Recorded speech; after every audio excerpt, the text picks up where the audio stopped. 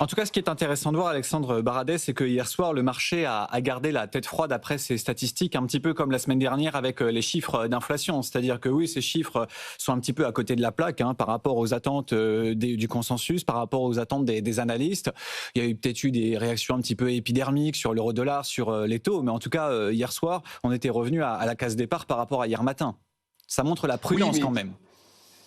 oui, mais on peut effectivement parler de résilience. Je pense que c'est la période un peu de fin d'année comme ça, il y a un peu moins de monde, un peu moins de volume, donc qui peut aussi expliquer des mouvements un peu plus ternes, atténués en cette fin d'année.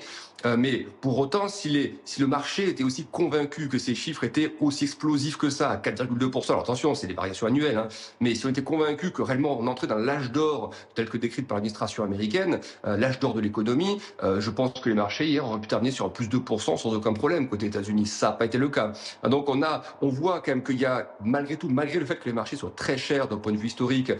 et avec des niveaux de valorisation toujours très proches de niveaux qu'on avait touchés au début des années 2000, malgré ça, on voit qu'il y a quand même une forme